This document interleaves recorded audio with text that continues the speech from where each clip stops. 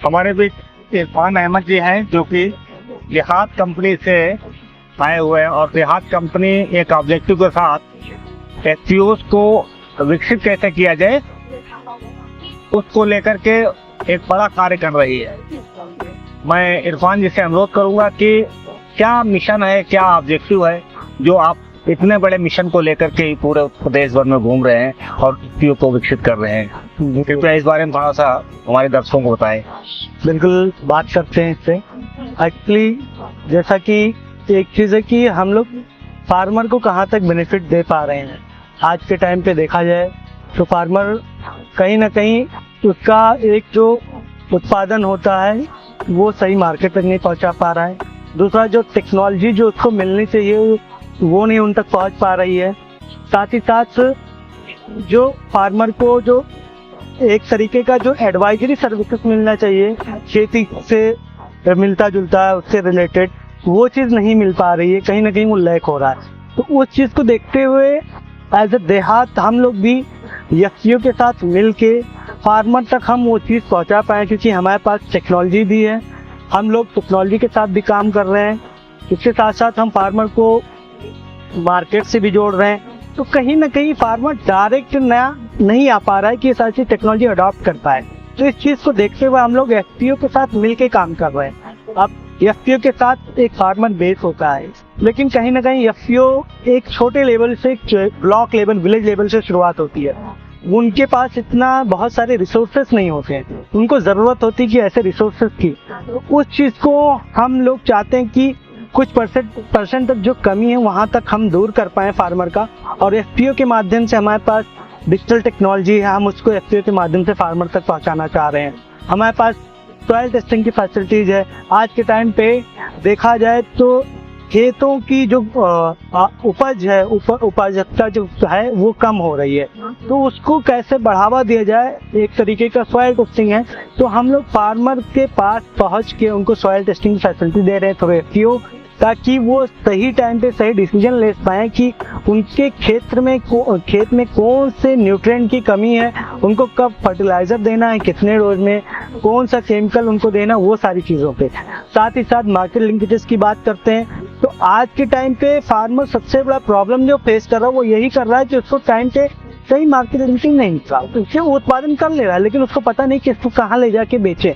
इसके पीछे 2-3 कारण है कि फार्मर एक ट्रेंड चलता है कि उसके एरिया में पिछले साल 10-20 फार्मर ने एक चीज़ उगाया, वो अच्छा प्रोडक्शन हुआ तो वो उसी पे सिर्फ काम करना चाहते हैं। लेकिन अगर एफपीओ है बीच में और एफपीओ किसी अच्छे मार्केट से जुड़ा हुआ है, नेशनल मार्केट, इंटरनेशनल मार्केट, अच्छे कंपनीज के साथ उसका टाई अप है जो कि प्रोडक्शन आउटपुट प्रोक्योरमेंट में काम करते हैं, वैल्यू एडिशन पे काम कर रहे हैं, तो उनसे वो समझ सकते हैं कि मार्केट का क्या ट्रेंड है, इंटरनेशनल मार्केट में क्या डिमांड है, हमारे नेशनल मार्केट में क्या डिमांड है।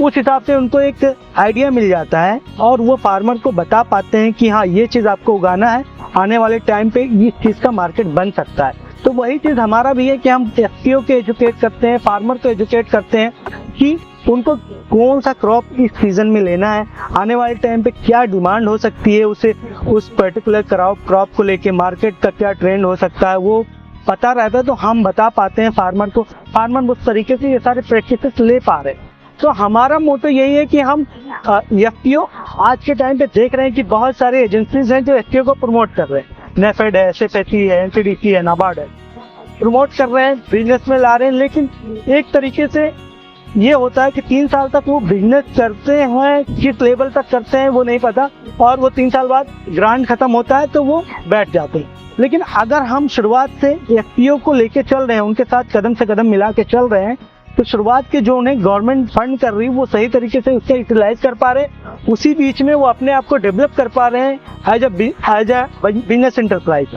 तो वहाँ पे वो प्रॉफिट गेन कर रहे हैं, प्रॉफिट गेन करते करते 3 साल में वो एक बड़ा मार्केट डेवलप कर पा रहे हैं, अच्छा रीच बना पा रहे हैं फार्मर के साथ, एक ग्रुप ऑफ फार्मर्स का उनको मिल पा रहे हैं, अलग अलग प्रैक्टिसेस, एग्रीकल्चर प्रैक्टिसेस वाले फार्मर मिल पा रहे हैं, उनको एजुकेट कर पा रहे हैं, तो उनको भी बेनिफिट हो रहा है। साथ ही साथ एफपीओ की भी इनकम बढ़ रही है, तो उनका जो खुद का कॉस्ट है, सीईओ की सैलरी हो गया, अकाउंटिंग की सैलरी हो गया, अदर एक्सपेंसेस हो गया, वो उस चीज़ को मैनेज कर पा रहे साथ ही साथ फार्मर का भी जो इनकम बढ़ाना है वो बढ़ा पा रहे हैं और वो मार्केट में आने वाले 3 साल बाद वो सस्टेन कर पाते हैं और फ्यूचर में जाके धीरे धीरे वो वैल्यू चेन पे भी काम करते हैं, वैल्यू एडिशन पे भी काम कर पाते हैं, क्योंकि उनको शुरुआत में सपोर्ट मिल रहा है, अलग अलग मार्केट का ट्रेंड पता चल रहा है, मार्केट लिंकेजेस में सपोर्ट मिल रहा है, गवर्नमेंट के बहुत सारे स्कीम है उसका बेनिफिट उठा पा रहे हैं, क्योंकि उनको हमें अवेयर करने की जरूरत है। तो पब्लिक एंड पार्टनरशिप करके ही हम इन सारी चीज़ों में जा सकते हैं। गवर्नमेंट का भी बहुत सारे